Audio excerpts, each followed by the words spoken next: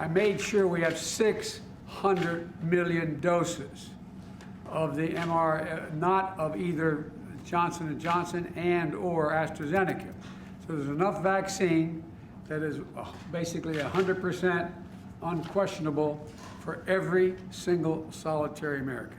President Joe Biden sought to reassure the American public Tuesday after the U.S. Food and Drug Administration announced a pause for administering Johnson & Johnson's vaccine after 6 women developed rare blood clots after getting the shot. Let me start by saying that this announcement will not have a significant impact on our vaccination program. Biden's COVID coordinator, Jeff Zients, said the U.S. has more than enough supply from Pfizer and Moderna to keep up with the country's aggressive goals.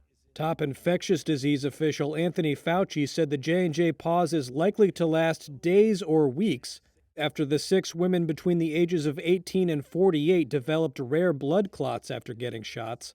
1 person died and 1 is in critical condition. This is a really rare event. If you look at what we know so far, there have been 6 out of the 6.85 million doses, which is less than 1 in a million. During a Tuesday morning phone conference with federal health officials, Dr. Peter Marks of the FDA said a big reason for the pause was to warn doctors that administering the standard treatments for clots in those who received the J&J shot could be dangerous or even fatal. The issue here with these types of blood clots is that if one administers the standard treatments that we as doctors have learned to give for blood clots, one can actually cause tremendous harm. Mark said it was plainly obvious that the J&J cases were, quote, very similar to the AstraZeneca cases. European regulators said earlier this month they had found a possible link between AstraZeneca's vaccine and a similar rare blood clotting problem that led to a small number of deaths.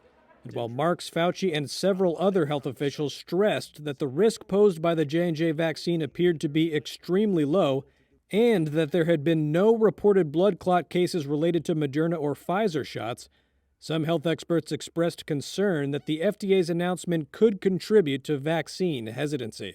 You know, when you want to talk about safety, this is an extraordinary safety record that the others have. And the fact that a pause was done, I think, just is a testimony to how seriously we take safety. Some appointments across the country were rescheduled. Others, like at New York City's Javits Center, appeared to proceed with some adjustments.